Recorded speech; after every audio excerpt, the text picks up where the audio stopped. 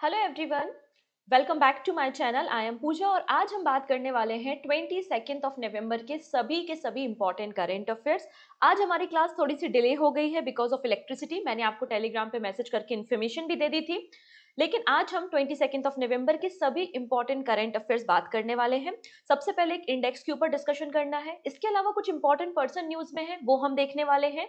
और जो specially banking aspirants हैं, बैंकिंग एग्जाम की प्रिपरेशन कर रहे हैं, तो आज आपको बैंकिंग की काफी सारी न्यूज देखने को मिलने वाली है। आज हमें सीखना है कि हमारे देश के लॉन्गेस्ट सर्विंग आरबीआई के गवर्नर कौन है या कौन बनने वाले हैं। वो सारी बातें हम एक एक करके डिस्कस करेंगे with lots of MCQ. Video के एंड में एक इंपॉर्टेंट क्वेश्चन होगा, क्वेश्चन ऑफ द डे, जिसका आंसर आप मुझे कमेंट सेक्शन में बता सकते हैं। ठीक है, जिनको नहीं पता अबाउट द पीडीएफ, तो डेली करंट अफेयर्स की क्लासेस हमारी होती हैं, मॉर्निंग 9 AM पे होती हैं और इसकी पीडीएफ आपको अवेलेबल हो जाएगी पूजा जैन क्लासेस एप्लीकेशन पे। तो पूजा जैन क्लासेस एप्लीकेशन को आप डाउनलोड कर सकते हैं प्ले स्टोर से, जहां पर फ्री ऑफ कॉस्ट आपको डेली करंट अफेयर्स की पीडीएफ, वीकली करंट अफेयर्स की पीडीएफ मिलती है। इसके अलावा यहाँ पे मंथली मैगजीन्स भी अवेलेबल हैं। ओके है जी, चलिए स्टार्ट कर लेते हैं। सबसे पहले हम बात करेंगे ग्लोबल क्लाइमेट इंडेक्स 2025 के बारे में, जिसे हम सीसीपीआई के नाम से जानते हैं, मतलब climate change performance index. Climate change performance index 2025 को रिसेंटली रिलीज किया गया है, जिसमें भारत की जो कंडीशन है या फिर भारत की जो रैंकिंग है वो डिक्लाइन हुई है। लास्ट एडिशन पे इंडिया 7th पोजीशन पे था और नाउ इंडिया आपको 10th पोजीशन पे देखने को मिलेगा। इस रिपोर्ट का टाइटल क्या है? Background and methodology. ये आपको यहाँ पर थीम देखने को मिलेगी। अब क्लाइमेट चेंज परफॉर्मेंस इंडेक्स को पब्लिश कौन करता है? इसको रिलीज किया जाता है by the German watch and new climate institute and climate action network international, इनके द्वारा आपका ग्लोबल क्लाइमेट इंडेक्स पब्लिश किया जाता है सिंस 2005 से।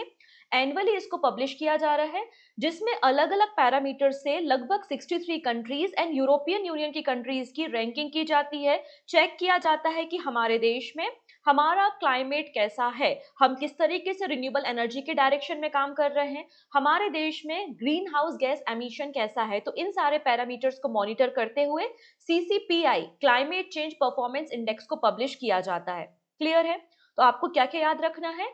2005 से पब्लिश हो रहा है। कौन पब्लिश कर रहा है? German watch, new climate institute and climate action network international इस रिपोर्ट को पब्लिश कर रहा है। इसमें अगर आप देखेंगे तो पहले की 3 position, first, second and third position खाली है, इसमें किसी भी कंट्री की रैंकिंग नहीं की गई है। एंड डेनमार्क आपको 4th पोजीशन पे देखने को मिलेगा। डेनमार्क 4th पोजीशन पे है, वहीं इंडिया आपको 10th पोजीशन पे देखने को मिलेगा। जैसा कि मैंने मेंशन किया, इंडिया का जो परफॉर्मेंस है वो डिग्रेड हुआ है। जो 2024 का एडिशन था उसमें इंडिया 7th पोजीशन पे था और नाउ इंडिया अब आपको 10th पोजीशन पे देखने को मिल जाएगा। ठीक है, ये रिपोर्ट बेसिकली बताती है कि कौन सा देश है जहां पर ग्रीन हाउस गैस एमिशन सबसे ज्यादा है और इस पर्टिकुलर डायरेक्शन में कौन सा देश काम कर रहा है। तो टॉप परफॉर्मर कौन है? डेनमार्क 4th पोजीशन पे। डेनमार्क के बाद है Netherlands 5th position and UK आपको 6th पोजीशन पे देखने को मिल जाएगा। वहीं अगर हम बात करेंगे लोवेस्ट परफॉर्मर, सबसे कम रैंकिंग किसकी है, तो आंसर हो जाएगा ईरान। ईरान आपको 67th पोजीशन पे मिल जाएगा।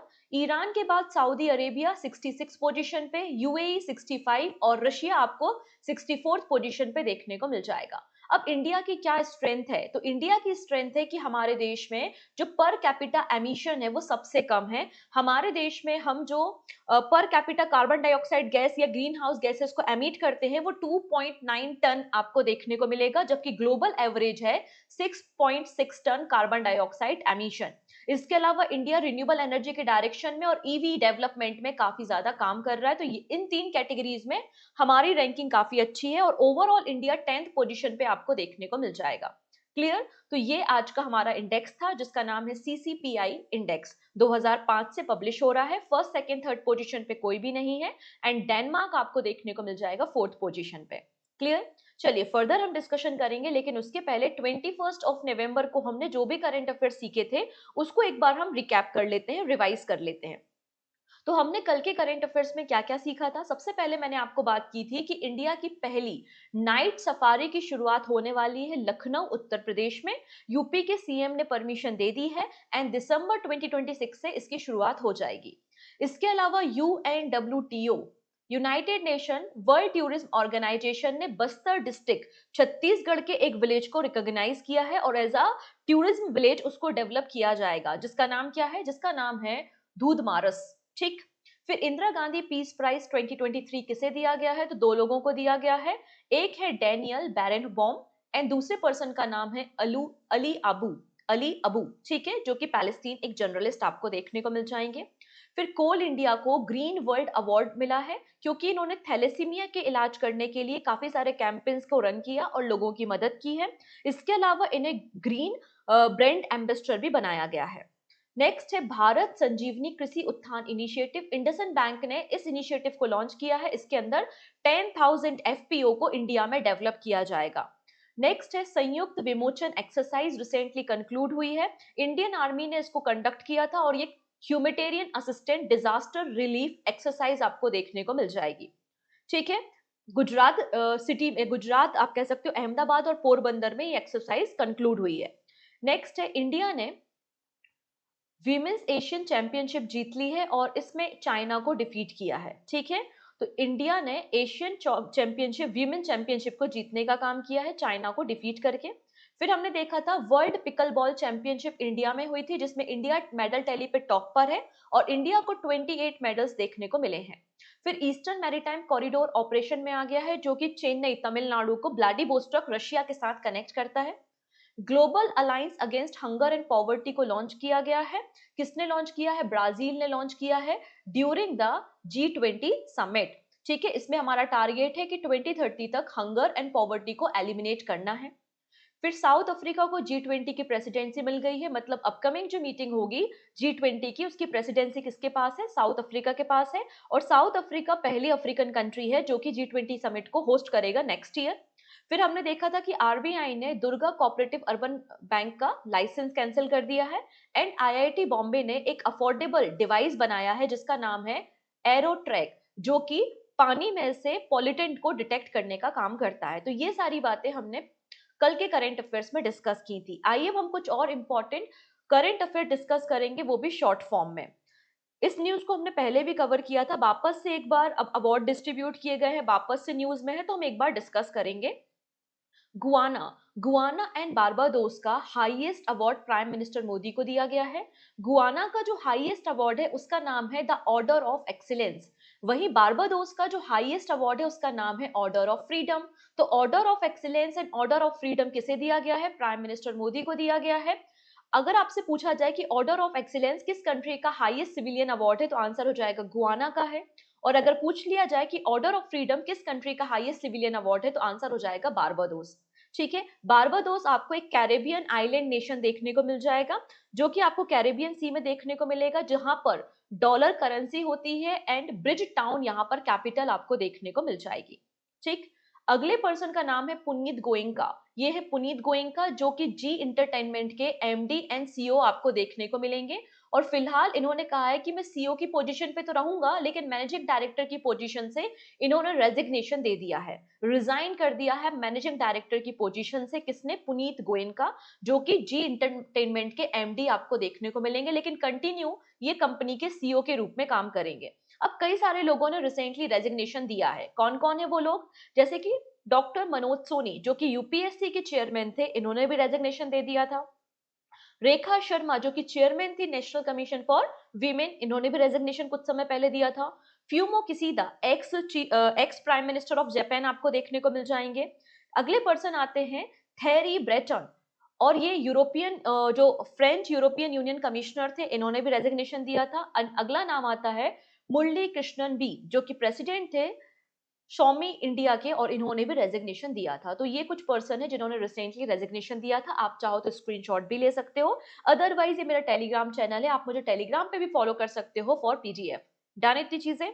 चलिए नेक्स्ट बात करेंगे मल्लिका श्रीनिवासन के बारे में। ये है मल्लिका श्रीनिवासन, जो कि चेयरमैन है पब्लिक इंटरप्राइजेस सिलेक्शन बोर्ड की। हमारे देश में जितने भी पब्लिक सेक्टर अंडरटेकिंग कंपनी है, बड़ी बड़ी फर्म्स हैं, उनमें जो हाई हायरार्की या हाई पोजीशन पे हम चेयरमैन, मैनेजिंग डायरेक्टर वगैरह को हायर करते हैं, तो उनकी जो हायरिंग होती है या उनकी जो अपॉइंटमेंट होती है, उनका रिकमेंडेशन कौन करता है? पब्लिक इंटरप्राइजेस सिलेक्शन बोर्ड करता है। तो पब्लिक इंटरप्राइजेस सिलेक्शन बोर्ड की चेयरमैन है मल्लिका श्रीनिवासन और इनके टेन्योर को फर्दर एक्सटेंड किया गया है। एक्चुअली किसी भी पर्सन का जो टेन्योर होता है वो मैक्सिमम 65 ईयर्स मतलब 65 की एज तक होता है। इनकी एज 65 ईयर्स हो चुकी है और उसके ऊपर इनका एक्सटेंशन यहाँ पर किया गया है। तो Mallika Srinivasan tenure as a chairman of public enterprises selection board has been extended by 1 year. एक साल के लिए एक्सटेंड किया गया है beyond the age limit of 65 year. ठीक है, 2021 में इनकी हायरिंग हुई थी और ये 65 ईयर्स की हो चुकी हैं। ठीक है, 19 ऑफ नवंबर को, और अब इनका टेन्योर 18 ऑफ नवंबर 2025 तक के लिए एक्सटेंड किया गया है। ठीक है, इसके अलावा ये पहली पर्सन है प्राइवेट सेक्टर से जिन्हें हेड बनाया गया है पब्लिक इंटरप्राइजेस सिलेक्शन बोर्ड का, तो इसलिए हमारे लिए इंपॉर्टेंट हो जाती है। ठीक है, चलिए अगले पर्सन का नाम है जैकी श्रॉफ। ये बॉलीवुड एक्टर रहे हैं और इन्हें ब्रांड एम्बेसडर बनाया गया है ALTEFF का, मतलब all living things environment film festival. South Mumbai में आपको ये फिल्म फेस्टिवल देखने को मिल जाएगा। अभी 22 ऑफ नवंबर से स्टार्ट हो रहा है और 8 ऑफ दिसंबर तक ये फेस्टिवल फिल्म फेस्टिवल रहने वाला है, जिसमें कई सारी मूवीज अलग अलग कंट्रीज की मूवीज को दिखाया जाएगा। तो all living things environmental film festival के ब्रांड एम्बेसडर कौन बने हैं? जैकी श्रॉफ बने हैं और जूरी मेंबर बनी है दिया मिर्जा। ठीक है, जूरी मेंबर आपको दिया मिर्जा देखने को मिल जाएंगी। अब कई सारे इंपॉर्टेंट ऑर्गेनाइजेशन के ब्रांड एम्बेसडर बने, जैसे कि मध्य प्रदेश गवर्नमेंट ने अपना टूरिज्म एम्बेसडर पंकज त्रिपाठी को बनाया है। महेंद्र सिंह धोनी गरुड़ एरोस्पेस के आपको ब्रांड एम्बेसडर देखने को मिल जाएंगे। सोनू सूद थाईलैंड गवर्नमेंट के एडवाइजर एंड टूरिज्म एडवाइजर के साथ साथ ब्रांड एम्बेसडर बने हैं। महेंद्र सिंह धोनी को झारखंड में जो इलेक्शन हुए थे उसके लिए भी इलेक्शन कैंपेन का ब्रांड एम्बेसडर बनाया था। और रिसेंटली दुबई स्पोर्ट काउंसिल ने 4 लोगों को अपना ब्रांड एम्बेसडर बनाया है। उन 4 लोगों में से 2 इंडियन है। पहला नाम आता है सानिया मिर्जा का एंड सेकंड पर्सन है एक्स क्रिकेटर जिनका नाम है हरभजन सिंह। ठीक है, चलिए अगले पर्सन के बारे में बात करेंगे जिनका नाम है उपेंद्र द्विवेदी। ठीक है, जो हमारे आप देख सकते हैं कि आर्मी चीफ देखने को मिलेंगे। इन्हें नेपाल की आर्मी का जनरल रैंक ऑफर किया गया है, मतलब ऑनर दिया गया है।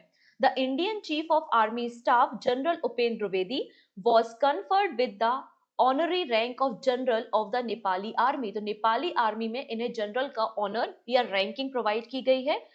ये हमारे देश के 30 नंबर के चीफ ऑफ इंडियन आर्मी आपको देखने को मिलेंगे और उनकी पहली विजिट आपको देखने को मिलेगी नेपाल में। इन्होंने नेपाल में विजिट किया था और मुलाकात की थी जनरल अशोक राज सिंगदेल से। और अशोक राज जी को इन्होंने हॉर्सेज एंड डॉग्स, जो मिलिट्री हॉर्सेज एंड डॉग्स हैं, वो गिफ्ट करने का काम किया है।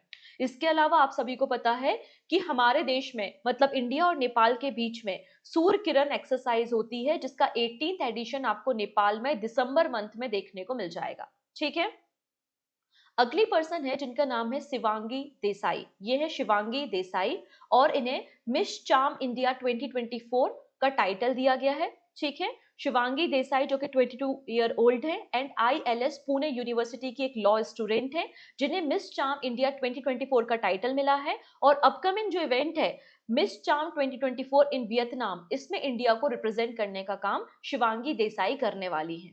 ठीक है, अब यहाँ पे OTT प्लेटफॉर्म का काफी क्रेज देखने को मिल रहा है। केरला पहला स्टेट था जिसने अपना OTT प्लेटफॉर्म लॉन्च किया, उसके बाद मेघालय ने भी अपना OTT प्लेटफॉर्म लॉन्च किया था। अब प्रसार भारती भी अपना OTT प्लेटफॉर्म लॉन्च कर रही है जिसका नाम है वेव्स।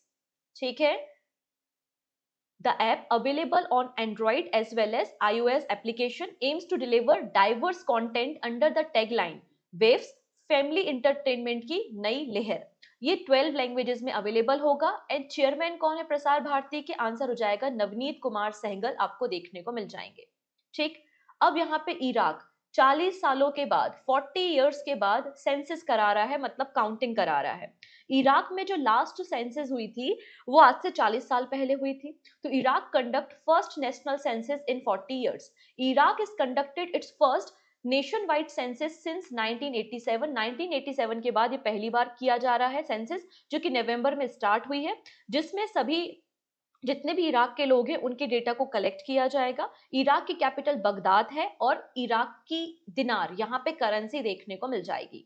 ठीक है, अब यहाँ पे हम बात कर रहे हैं नागालैंड के हॉर्नबिल फेस्टिवल के बारे में। हम सभी को पता है कि 1 दिसंबर से लेकर 10 दिसंबर के बीच में आपको नागालैंड में हॉर्नबिल फेस्टिवल देखने को मिलेगा, जिसे फेस्टिवल ऑफ फेस्टिवल्स भी कहा जाता है, जिसमें नागालैंड के रिच कल्चर और हेरिटेज को दिखाया जाता है। अब पहले ऑस्ट्रेलिया मतलब वेल्स इसका पार्टनर नेशन था, अभी जापान को भी बना दिया गया है। ठीक है, तो Japan has been announced as a official partner country for the 25th Hornbill festival alongside Wales. तो Wales and Japan partner country आपको देखने को मिलेंगे नागालैंड के हॉर्नबिल फेस्टिवल में, और इसका 25th एडिशन अभी दिसंबर में होने वाला है। This is very very important festival, कई बार एग्जाम में पूछा गया है। ठीक है, इतनी चीजें। चलिए, अब अगले पर्सन के बारे में बात करते हैं, जिनका नाम है, एक जर्नलिस्ट है, ऑथर है, एक्टिविस्ट है, जिनका नाम है वी.टी. राजशेखर। ही पास्ड अवे रिसेंटली, और ये फाउंडर थे दलित वॉइस मैगजीन के, और दलित वॉइस मैगजीन की शुरुआत 1981 में की गई थी। तो दलित वॉइस मैगजीन के founder, editor, author and journalist V T. Rajshekhar passed away recently. Okay, एक और इंपॉर्टेंट पर्सन है जिनकी डेथ हो गई है। आप लोगों ने कई सारी हाई लेवल लैंग्वेजेस के बारे में सुना होगा, जैसे कि सी प्लस प्लस, जावा। जावा के अलावा एक और लैंग्वेज होती थी जिसका नाम है बेसिक। बेसिक का मतलब होता है beginners all purpose symbolic instruction code. Beginner all purpose symbolic instruction code ये बेसिक लैंग्वेज है, जो कि एक आपकी हाई लेवल लैंग्वेज आपको देखने को मिलेगी, कंप्यूटर प्रोग्रामिंग लैंग्वेज, जिसके फाउंडर या को क्रिएटर थे थॉमस कर्ट्ज। ही पास्ड अवे रिसेंटली। थॉमस कर्ट्ज ही पास्ड अवे। इसका फुल फॉर्म एग्जाम में पहले भी पूछा गया है, फर्दर पूछा जा सकता है, आपको याद रखना है। डन इतनी चीजें। तो ये हमारी कुछ शॉर्ट न्यूज थी। आइए अब हम कुछ बैंकिंग न्यूज को एक एक करके कवर करने वाले हैं। ठीक है, ध्यान से समझिएगा सारी बातें। सबसे पहले, reserve bank of India to launch cloud services in 2025।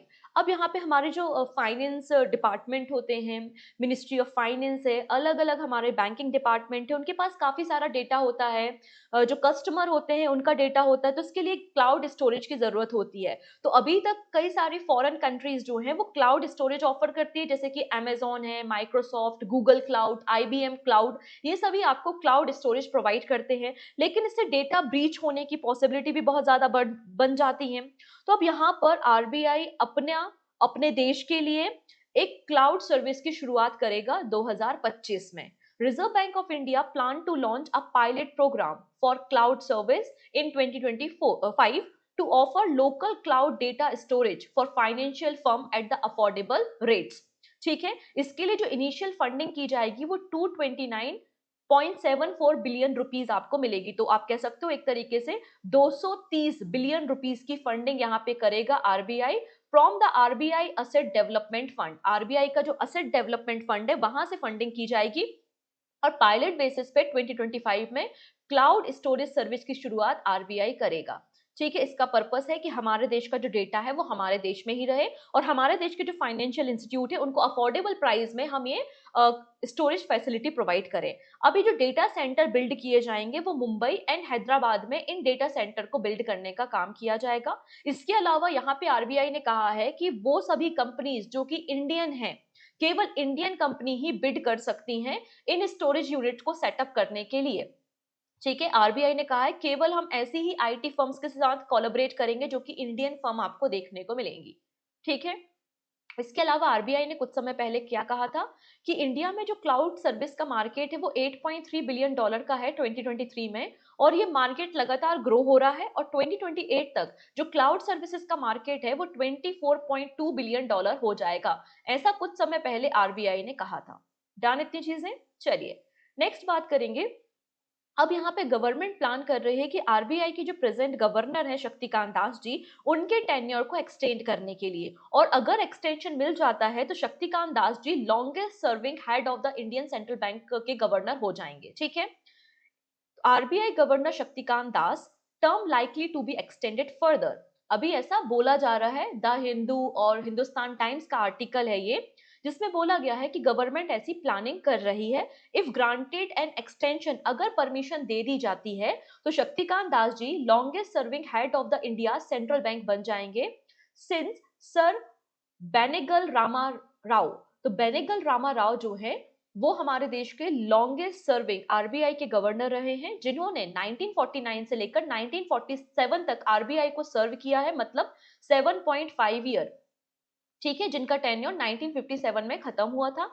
अगर यहाँ पर एक्सटेंशन मिल जाता है तो आरबीआई के जो गवर्नर है शक्तिकांत दास जी, वो भी आपको one of the longest serving head देखने को मिल जाएंगे। अगर हम शक्तिकांत दास जी के बारे में बात करें तो ये हमारे देश के 25th नंबर के आरबीआई के गवर्नर है सिंस 2018।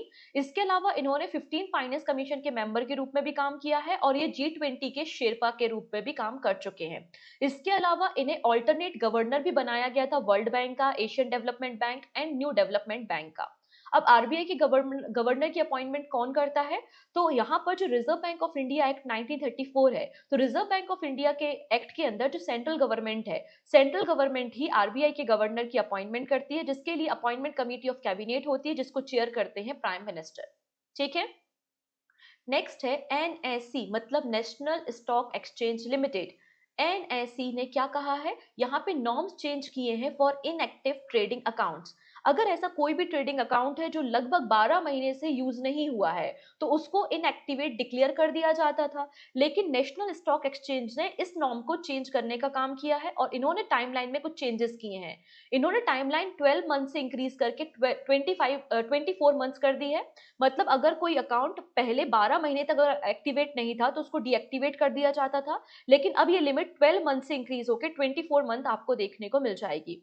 इसके अलावा पहले क्या था कि केवल वो ट्रेडिंग अकाउंट कंसिडर किए जाते थे जो equity, future and option commodities, currency में ट्रेडिंग करते थे, उनको हम ट्रेडिंग अकाउंट कहते थे। लेकिन अब जो आईपीओ में, म्यूचुअल फंड्स में, इसके अलावा जो आपके सोवरियन गोल्ड बॉन्ड में भी इन्वेस्टमेंट करते हैं, उनको भी हम कंसिडर करेंगे एज अ ट्रेडिंग अकाउंट। तो ये दो important changes recently national stock exchange ने किए हैं। डन।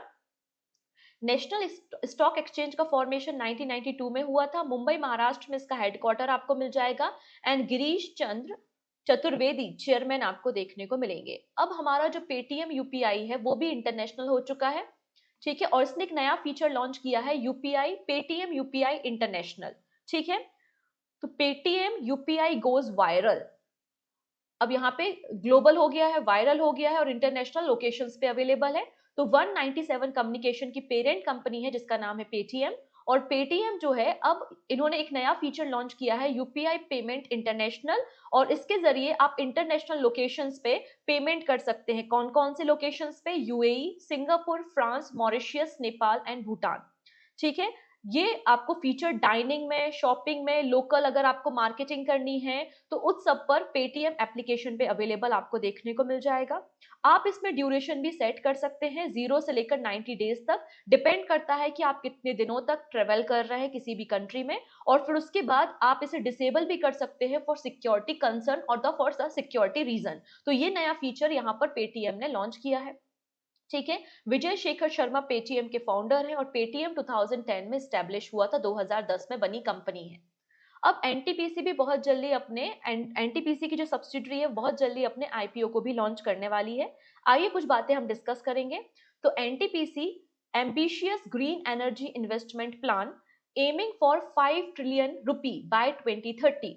तो एनटीपीसी जो कि इंडिया की लार्जेस्ट एनर्जी जनरेटर कंपनी आपको देखने को मिल जाएगी और इनका जो ग्रीन एनर्जी सेक्टर है तो वो अपने ग्रीन एनर्जी सेक्टर में 5 ट्रिलियन रुपीस का इन्वेस्टमेंट करेगी 2030 तक। ठीक है। जिसका नाम है एनटीपीसी ग्रीन एनर्जी लिमिटेड। और एनटीपीसी ग्रीन एनर्जी लिमिटेड के आईपीओ भी लॉन्च होंगे आने वाले समय में। आईपीओ का मतलब इनिशियल पब्लिक ऑफरिंग होता है और 10,000 करोड़ रुपीस इससे जनरेट किया जाएगा। ठीक है। एनटीपीसी का टारगेट है कि हमें 60 गीगावाट रिन्यूएबल एनर्जी जनरेट करनी है बाय द 2032। ठीक है। नेक्स्ट, अब यहाँ पे जो पब्लिक सेक्टर बैंक है, कल मैंने एक शॉर्ट वीडियो भी आप लोगों के साथ शेयर किया था। अगर आपने नहीं देखा तो आप जरूर देखा कीजिए शॉर्ट वीडियोस को, जिसमें मैंने आपके साथ डिस्कशन किया था कि recently government of India planning कर रही है कि जो 4 पब्लिक सेक्टर बैंक्स है, सेंट्रल बैंक ऑफ इंडिया है, इंडियन ओवरसीज बैंक है, पंजाब एंड सिंध बैंक और यूको बैंक है। तो इन बैंक्स में जो गवर्नमेंट ऑफ इंडिया की शेयर होल्डिंग है वो मोर देन 93% आपको देखने को मिल जाएगी। लेकिन SEBI, security and exchange board of India, SEBI का रूल कहता है कि कोई भी कंपनी अगर शेयर मार्केट में लिस्टेड है तो उसमें मिनिमम 25% शेयर होल्डिंग पब्लिक की होनी चाहिए। मतलब उसके शेयर आपको क्या करने पड़ेंगे? बेचने पड़ेंगे। तो अभी गवर्नमेंट ऑफ इंडिया प्लान कर रहे हैं कि इन 4 बैंक्स में अपने जो शेयर्स हैं उनको रिड्यूस करके वो 75 पर लेकर आएगी, क्योंकि किसी भी कंपनी में 75% ही गवर्नमेंट की शेयर होल्डिंग हो सकती है। 25% आपको पब्लिक होल्डिंग तो रखनी ही पड़ेगी। तो धीरे धीरे यहाँ पर मतलब ये जो सेंट्रल बैंक ऑफ इंडिया है, Indian overseas bank, UCO bank और पंजाब एंड सिंध बैंक में अपने शेयर्स को बेचने का काम गवर्नमेंट ऑफ इंडिया करेगी। और सेबी ने जो डेडलाइन दी है वो अगस्त मंथ 2026 की डेडलाइन गवर्नमेंट ऑफ इंडिया को दी है।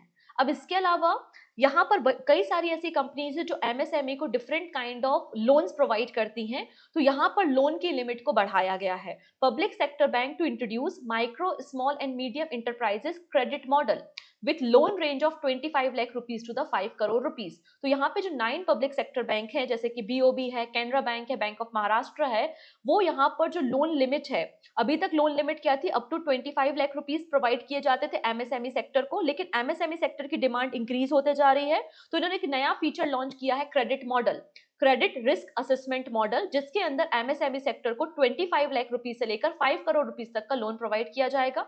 अगर इसकी टाइमलाइन के बारे में बात करें तो नवंबर मंथ से 25 ऑफ नवंबर से bank of India, Punjab and Sind bank and Indian bank इस मॉडल को अडॉप्ट करने वाला है, एंड रिमेनिंग जो बैंक्स हैं वो 30 ऑफ नवंबर से इस मॉडल को अडॉप्ट करने वाले हैं। ठीक है, अब यहाँ पे रिलायंस ग्रुप की अगर बात करें तो रिलायंस ग्रुप ने एक रोबोट कंपनी है जिसका नाम है एडवर्ब, इसमें 2021 में इन्वेस्टमेंट किया था। तो अभी जो ये एडवर्ब कंपनी है जो कि रिलायंस के बैनर के अंदर काम करती है, जियो एआई प्लेटफॉर्म का इस्तेमाल करके आने वाले समय में अपने रोबोट्स को लॉन्च करने वाली है, और इन रोबोट्स को 2025 में लॉन्च किया जाएगा। तो Reliance backed Addverb to launch first humanoid robot for diverse workflow by the 2025 using the Geo AI platform। ठीक है, जैसे कि टेस्ला वगैरह के जो रोबोटिक आर्म्स हैं या उनके जो ह्यूमनाइड रोबोट हैं, उसी तरीके से जियो भी अपने रोबोट्स को लॉन्च करेगा आने वाले समय में। नेक्स्ट बात करेंगे अब दिल्ली। तो हमेशा ठंड में तो ऐसा होता ही है, जब भी दिवाली के बाद ये सीजन ये तो आपको कंडीशन देखने को मिलती ही है दिल्ली में कि पॉल्यूशन लेवल काफी ज्यादा हाई हो जाता है। तो दिल्ली में जो AQI है, एयर क्वालिटी इंडेक्स, वो 460 आपको देखने को मिला। इसलिए गवर्नमेंट ने डिसाइड किया है कि आर्टिफिशियल रेन दिल्ली में कराई जाएगी। अगर हम एयर क्वालिटी इंडेक्स के बारे में बात करें तो यहाँ पर AQI गवर्नमेंट की एजेंसीज इशू करती हैं, जो बताती हैं कि एटमॉस्फेयर में पॉल्यूशन लेवल कितना है, ग्रीन हाउस का कंसंट्रेशन, PM2.5 का कंसंट्रेशन कितना है। ठीक है, अब इसकी अलग अलग लिमिट होती हैं। अगर AQI जो है वो 200 से 300 के बीच में, मतलब पुअर एयर क्वालिटी है। अगर 300 से 400 के बीच में तो वेरी पुअर एयर क्वालिटी आपको देखने को मिलेगी। 400 से 450 के बीच में है तो एयर क्वालिटी बहुत ही सीवियर सिचुएशन में है, जो कि हमारे हेल्थ के लिए बिल्कुल भी अच्छी नहीं है। और अगर air quality index greater than 450 हो जाता है तो सीवियर प्लस कंडीशन आपको देखने को मिलती है। तो आप देख सकते हैं कि 460 AQI आपको देखने को मिल रहा है दिल्ली में। इसलिए दिल्ली गवर्नमेंट ने डिसाइड किया है कि आर्टिफिशियल रेन कराई जाएगी NCR एरिया में। अब आर्टिफिशियल रेन या फिर हम कह सकते हैं कि क्लाउड सीडिंग क्या होती है, तो इसमें हम क्या करते हैं, हेलीकॉप्टर वगैरह की मदद से या ड्रोन की मदद से जो हमारे क्लाउड्स होते हैं ना, हमारे बादल जो होते हैं, उसमें सिल्वर आयोडाइड, पोटेशियम आयोडाइड या फिर सोडियम क्लोराइड को छिड़काव करते हैं, उसकी बारिश कराई जाती है, जिससे क्लाउड का कंसंट्रेशन बढ़ता है और नई यहाँ पर एक तरीके से नई जो बूंदें होती हैं, ड्रॉप्स होती है, उनका फॉर्मेशन होता है और जिसके बाद बारिश होती है। ठीक है, नेक्स्ट बात करेंगे भू नीर पोर्टल के बारे में। तो मिनिस्ट्री ऑफ जल शक्ति ने एक नया पोर्टल लॉन्च किया है जिसका नाम है भू नीर पोर्टल। ठीक है, इस भू नीर पोर्टल को किसने डिजाइन किया है, तो इसको डेवलप किया है central ground water authority under the ministry of जल शक्ति, और इनके साथ कोलैबोरेशन किया है नेशनल इंफॉर्मेटिक्स सेंटर ने। ये एक वन स्टॉप सोल्यूशन है। अब कोई गवर्नमेंट एजेंसी है, गवर्नमेंट बिल्डिंग है, प्राइवेट एंटिटी है, प्राइवेट बिल्डिंग है, और इनको ग्राउंड वाटर एक्सेस करना है, बोरवेल आप वगैरह लगाते हो ना ग्राउंड वाटर एक्सेस करने के लिए, तो ग्राउंड वाटर एक्सेस करने के लिए कमर्शियल पर्पस पे आपको परमिशन लेने की जरूरत होती है। तो परमिशन के लिए आपने रिक्वेस्ट डाली, एप्लीकेशन फॉर्म को भरा, उसका क्या स्टेटस है, तो वो सारी इंफॉर्मेशन एक सिंगल प्लेटफॉर्म पे अवेलेबल हो जाएगी। It is used for improve ground water regulation across the country. ये आपका लाइव अवेलेबल होगा पब्लिक एक्सेस करने के लिए। यहाँ से आप सर्टिफिकेशन ले सकते हो, पेमेंट इशू कर सकते हो, पेमेंट कर सकते हो, ट्रैक कर सकते हो अपने एप्लीकेशन को। तो भू नीर पोर्टल किसने लॉन्च किया है, मिनिस्ट्री ऑफ जल शक्ति ने लॉन्च किया है। नेक्स्ट बात करेंगे special Olympic Asia Pacific bocce and bowling competition in Delhi. तो for the first time special Olympic Bharat आप देखोगे। देखो, स्पेशल ओलंपिक भारत जो है एक ट्रस्ट है जिसको 2001 में बनाया गया था, और रजिस्टर है under the Indian trust act 1882 के अंदर, जिसके चेयरमैन आपको मल्लिका नंदा देखने को मिलेंगे और न्यू दिल्ली में इसका हेडक्वार्टर है। ठीक है।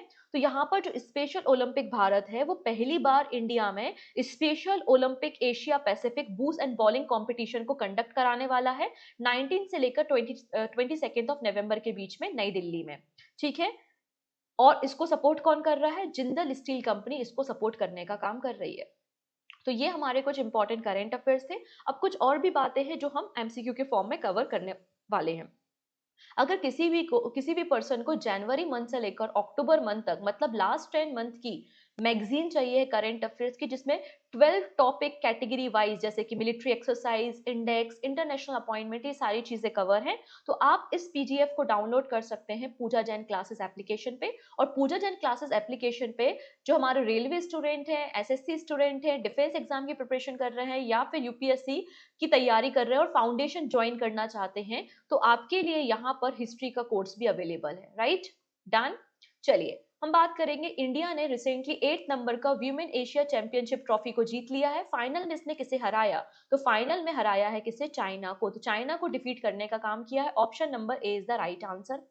रिसेंटली 31 नंबर की Asia Pacific economic operation economy leadership meeting मतलब एपीईसी की मीटिंग कहां पर हुई थी? आंसर हो जाएगी पेरू की कैपिटल लीमा में, ये आपको देखने को मिलेगी कॉन्फ्रेंस। नेक्स्ट है, इंदिरा गांधी पीस प्राइज किसने जीता है 2023 में? तो आंसर हो जाएगा Daniel Barenboim and Ali Abu ने जीता है। नेक्स्ट है, which country has recently declare emergency due to the water shortage? तो वाटर शॉर्टेज के कारण 60 दिनों की 60 डेज की यहाँ पर इमरजेंसी किसने डिक्लेयर की है? तो आंसर हो जाएगा इक्वाडोर ने की है। Option number A is the right answer. एक साउथ अमेरिकन कंट्री है इक्वाडोर जिसने यहाँ पर स्टेट ऑफ इमरजेंसी डिक्लेयर की है because of the forest fire. यहाँ पर वाटर शॉर्टेज देखने को आपको मिल रही थी। नेक्स्ट है, बिनार स्पेस प्रोग्राम किस कंट्री का प्रोग्राम है जो रिसेंटली न्यूज में था? ये प्रोग्राम आपको ऑस्ट्रेलिया का प्रोग्राम देखने को मिल जाएगा जो रिसेंटली बर्न हो गया है, जल गया है। ठीक है। तो 3 ऑस्ट्रेलियन सैटेलाइट को लॉन्च किया गया था बिनार स्पेस प्रोग्राम के अंदर, जो कि एटमॉस्फेयर में because of the solar activity burn हो गए हैं, जल गए हैं। ठीक है, इसलिए आपको ये प्रोग्राम ऑस्ट्रेलिया का रिसेंटली न्यूज में देखने को मिल रहा है। नेक्स्ट है, ऑर्डर ऑफ फ्रीडम किस कंट्री का हाईएस्ट सिविलियन अवार्ड है जो कि प्राइम मिनिस्टर को रिसेंटली दिया गया? तो order of freedom highest civilian award आपको बारबाडोस का देखने को मिलेगा। So correct answer is option number B. Next है, आज तक साहित्य जागृति लाइफ टाइम अचीवमेंट अवार्ड 2024 किसे दिया गया है? तो आज तक साहित्य जागृति लाइफ टाइम अचीवमेंट अवार्ड दिया गया है गुलजार साहिब को। Option number C, Gulzar. Gulzar is the right answer. और इस अवार्ड की शुरुआत 2023 में 2023 में ही की गई थी। नेक्स्ट है, वो छत्तीसगढ़ का बस्तर डिस्ट्रिक्ट का कौन सा विलेज है जिसको रिसेंटली यूएनडब्ल्यूटीओ ने रिकॉग्नाइज किया है as a best tourism village upgrade programme? तो आंसर क्या हो जाएगा यहाँ पे? दूध मारस। Option number C is the right answer. Next है, recently which country held a landmark referendum where 91% of voters approve a new constitution? तो नया कॉन्स्टिट्यूशन कहां पर अप्रूव किया गया है? गैबॉन में। कल हमने इस करंट अफेयर्स को डिस्कस किया था। Gabon is the right answer. And this is your question of the day. कुछ दिन पहले हम लोग ने व्हाइट लेवल एटीएम के ऊपर डिस्कशन किया था। याद आया? मैंने आपको सिखाया भी था कि जो व्हाइट लेवल एटीएम है, हमारे देश का पहला जो व्हाइट लेवल एटीएम है वो टाटा ग्रुप ने स्टार्ट किया था जिसका नाम है इंडी कैश। तो पूछा जा रहा है कि पहला इंडी कैश एटीएम कहां पर इनॉग्रेट किया गया? महाराष्ट्र, मध्य प्रदेश, उत्तर प्रदेश या केरला? सही आंसर आप मुझे कमेंट सेक्शन में बता सकते हैं। रिप्लाई भी आपको वहीं पर मिल जाएगा। ओके, बाकी सारी बातें हम नेक्स्ट वीडियो में डिस्कस करेंगे। सो मिलते हैं नेक्स्ट वीडियो में। Take care and bye bye.